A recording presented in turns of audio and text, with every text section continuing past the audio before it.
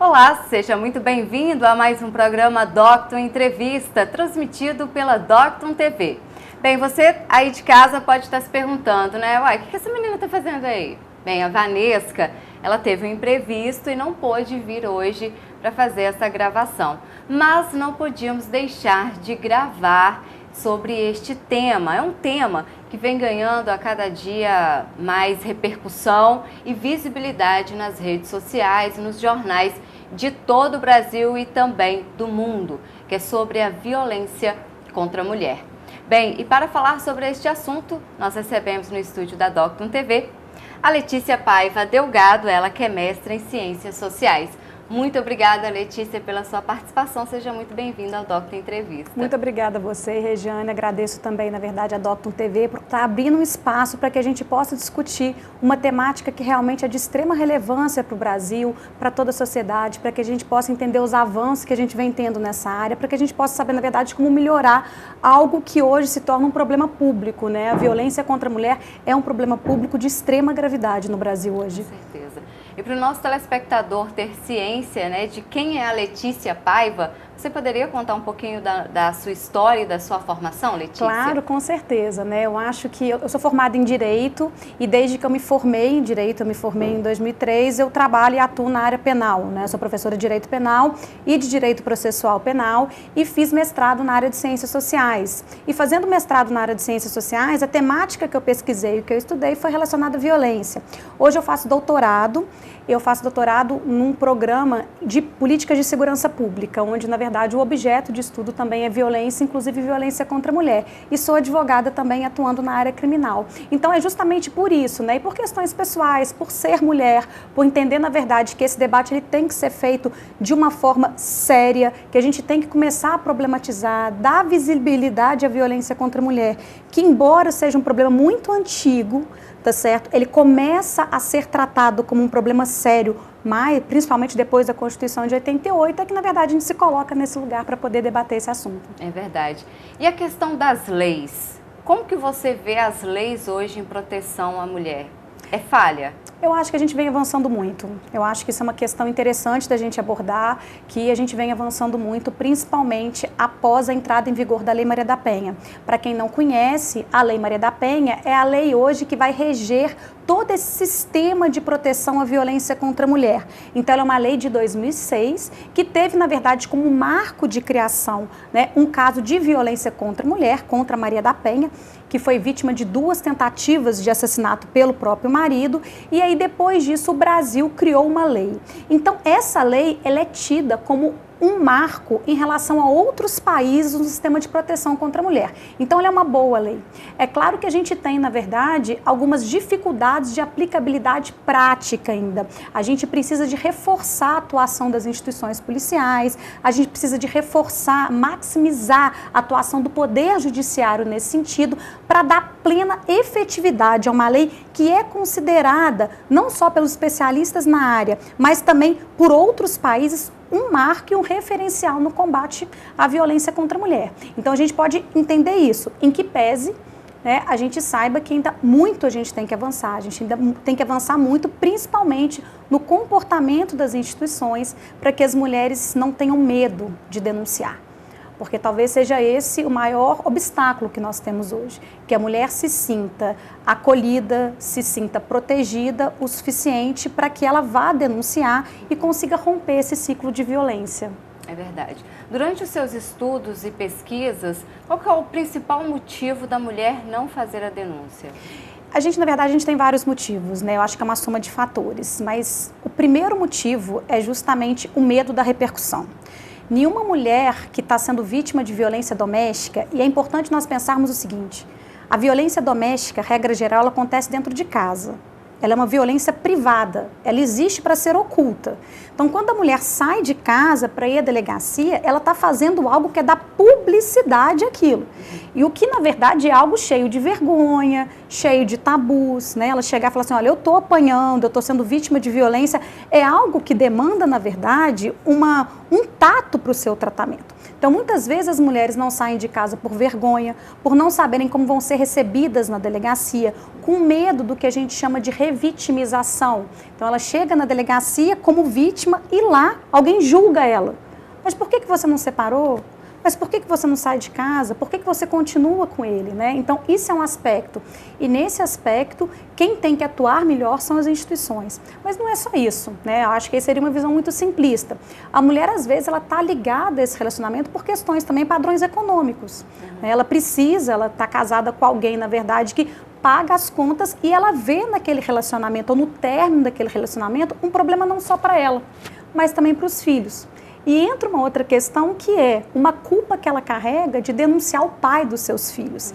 E aí a gente tem que pensar, na verdade, que a violência contra a mulher ela é um fenômeno muito complexo. Ela é um fenômeno complexo e que tem muitas particularidades, justamente porque tem muito sentimento envolvido. O que está sendo discutido ali numa mesa de audiência não é, por exemplo, alguém que furtou um carro de alguém que não tem relação. São pessoas que se amam e passaram a não se amar mais, né? Ou um amor que o homem justifica que se torna um ato de violência, que é algo, inclusive, extremamente, né, complicado você falar que alguém bateu em alguém por amor. É algo que, na verdade, a gente não pode aceitar essa justificativa. Mas existe muito sentimento naquilo. Então, a gente tem que entender que, muitas das vezes, a mulher não sai de casa porque ela não tem para onde ir. É a casa dela. E a importância de a gente ter ações efetivas do poder público, como, por exemplo, a criação de casas-abrigo, centro de acompanhamento para as vítimas, que a própria Lei Maria da Penha traz essa necessidade. A Lei Maria da Penha fala, olha, há necessidade de se criar casas-abrigo. Por quê? Porque se a mulher vai sair de casa e ela não pode retornar, quem vai acolhê-la? Nem sempre ela tem familiar, não é? É verdade. E sentir que vai ser julgada na comunidade, isso pesa também? Que ela vai ser apontada, criticada? Isso também é uma forma de inibição da mulher ou não? Eu acho que sim, né? Eu acho que a gente tem que pensar isso, como eu disse antes, como um fenômeno muito complexo. A gente está falando de algo que acontecia na cozinha, dentro de casa e quer dar publicidade. E a sociedade julga. É muito fácil as pessoas julgarem os outros, julgarem a dor dos outros e julgarem, às vezes, a omissão dos outros. Então, por que você não saiu? Por que você não procurou ajuda? Né? A gente vê, por exemplo, esse julgamento, às vezes, da vítima, muito em crimes sexuais. Às vezes se pergunta, por exemplo, por que a vítima estava naquele lugar com roupa curta num determinado momento, como se a culpa por aquela violência fosse da vítima, como se o comportamento da vítima fosse algo justificável para que aquele ato tivesse acontecido. Então, muitas das vezes, a mulher ela tem medo do julgamento da família. Isso, às vezes, também em crimes sexuais. Né? Estupro, que é uma forma de violência contra a mulher, porque a Lei Maria da Penha fala, não é somente a violência física, mas a violência sexual, a violência psicológica, a violência patrimonial, a violência moral. E muitas das vezes ela sabe que alguém vai falar assim, mas você, na verdade, foi estuprada porque você contribuiu de alguma forma, pelo jeito que você é, pela roupa que você vestiu, por ter colocado na sua casa uma pessoa desconhecida, né, como fatos recentes que a gente presenciou na grande imprensa. Então, são questões realmente que vão impactar a forma através da qual a mulher vai se portar perante a autoridade pública, se ela não vai ou não procurar ajuda. E isso é um fator muito importante. Por que é um fator extremamente importante? Porque se a mulher não procurar ajuda, muitas das vezes aquilo não vai ser publicizado. Verdade. Né? Porque não é um crime, repito, que acontece no meio da rua. É um crime que acontece, em regra geral, né, de uma forma escondida, oculta. Né? Verdade.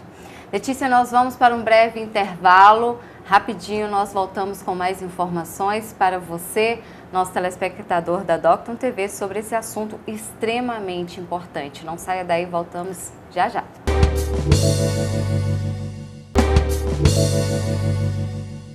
Olá, estamos de volta com mais um bloco do programa Docton Entrevista, recebendo hoje em nossos estúdios Letícia Paiva Delgado, mestre em Ciências Sociais e professora de Direito Penal da Rede Docton de Juiz de Fora.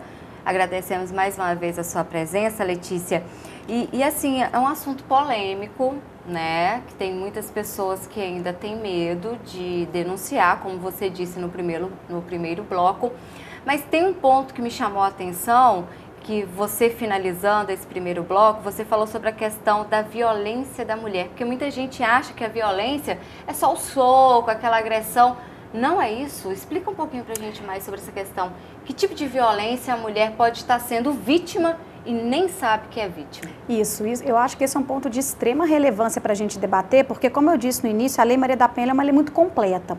E ela vem no próprio artigo 7º falando, na verdade, que eu tenho 5 tipos de violência a que aquela mulher pode estar sujeita, que é a violência física, que é aquela que vai gerar um machucado, um dano físico, inclusive podendo ocasionar um feminicídio, né, que é o homicídio contra a mulher pelo fato dela ser mulher ou em virtude dessas relações domésticas, a violência sexual, a violência moral, a violência psicológica e a violência patrimonial. Então isso é interessante nós pensarmos por quê? Porque às vezes muitas mulheres, elas já estão numa relação violenta, elas já estão sendo vítimas de violência contra a mulher, só que acham aquilo normal, que é o ponto que a gente fala que durante muito tempo a violência contra a mulher ela foi naturalizada, não somente pela própria mulher, mas como pelo próprio homem, que não consegue se enxergar como agressor quando, por exemplo, ele pratica crimes contra a honra, xinga a mulher, calúnias, difamações, controla a vida social dela, não deixa ela ter, por exemplo, né, liberdade nas suas redes sociais, controla a roupa que ela utiliza,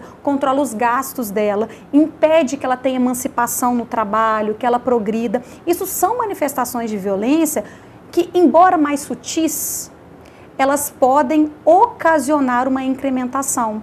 Por que eu quero reforçar isso?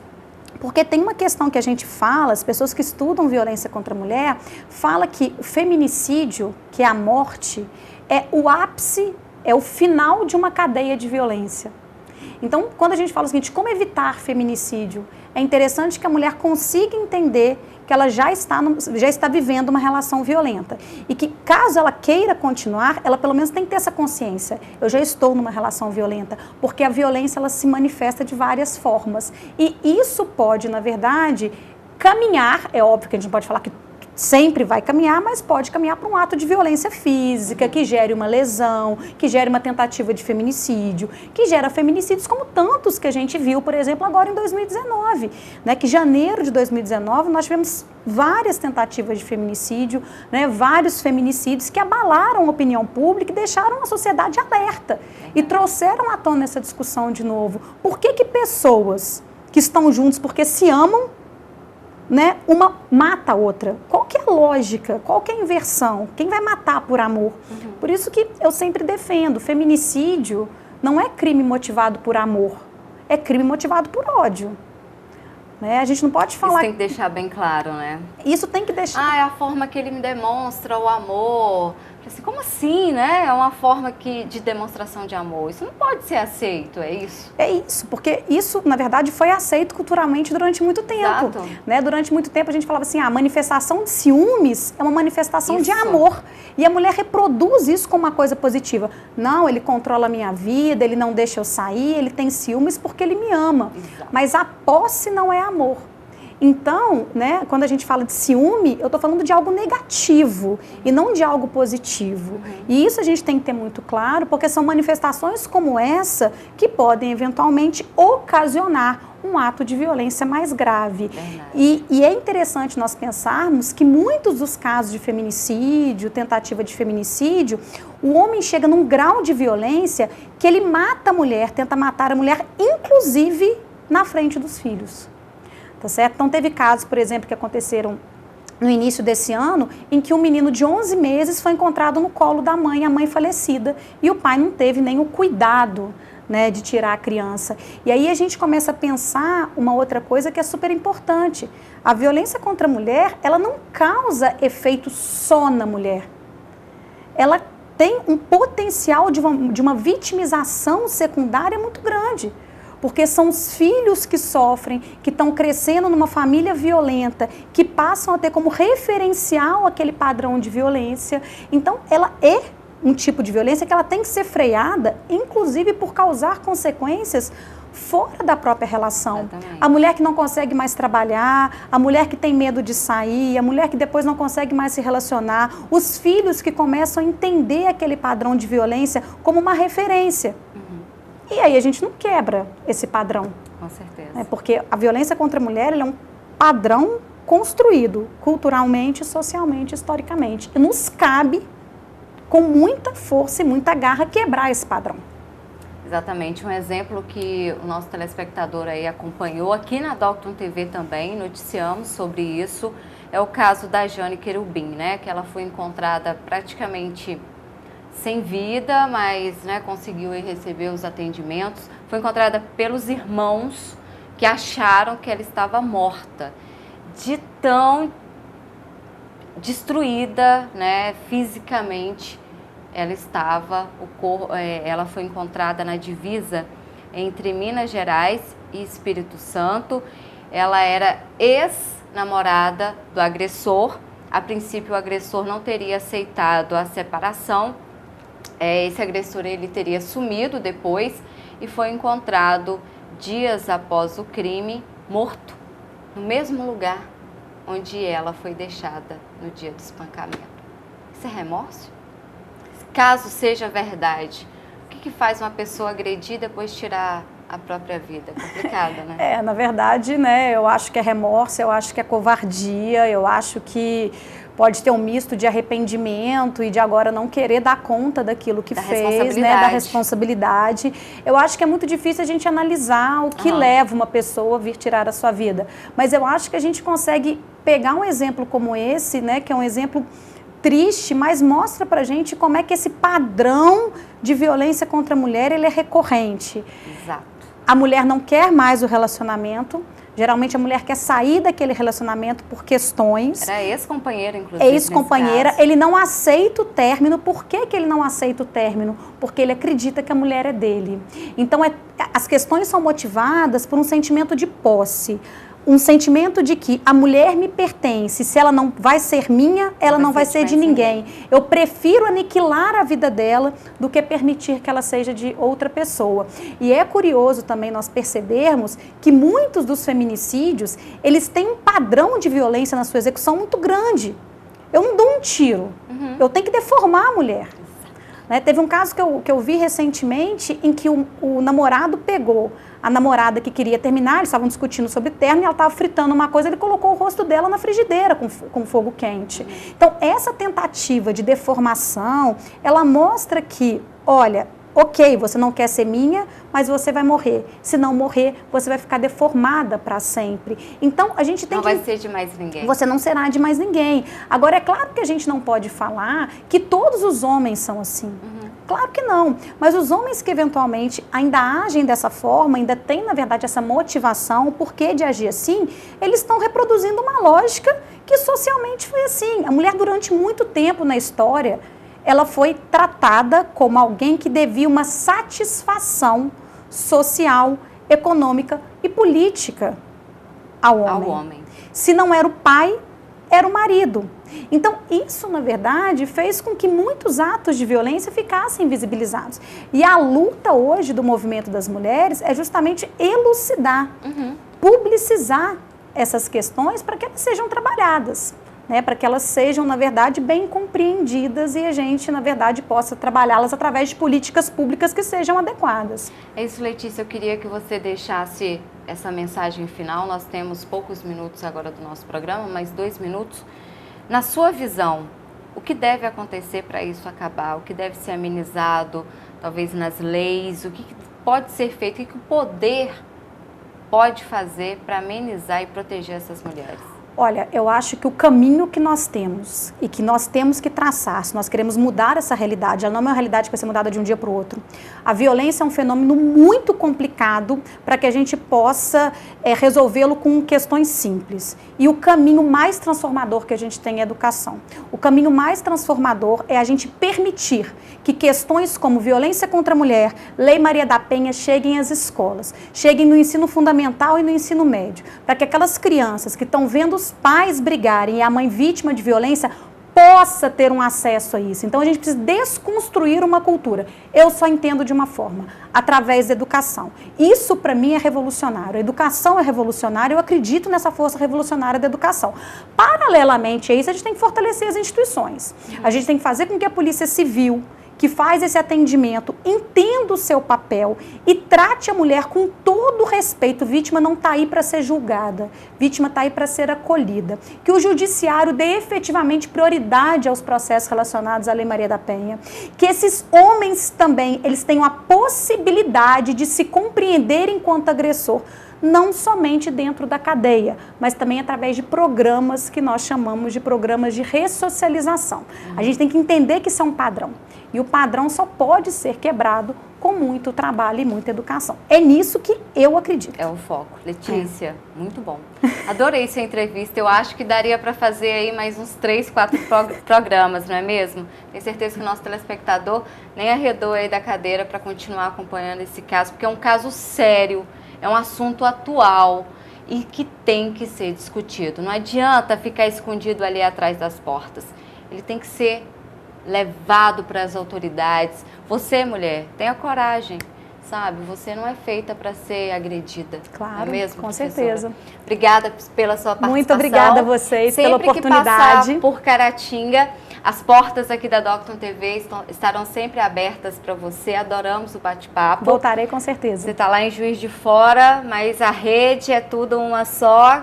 Marca aqui porque a gente recebe com o maior prazer. Voltarei sem dúvidas. Muito obrigada. Nós recebemos então aqui Letícia Paiva Delgado, ela que é mestre em Ciências Sociais e professora de Direito Penal da Rede Docton de Ensino de Juiz de Fora, além, né, de outras formações que ela já vem fazendo ao longo dos anos.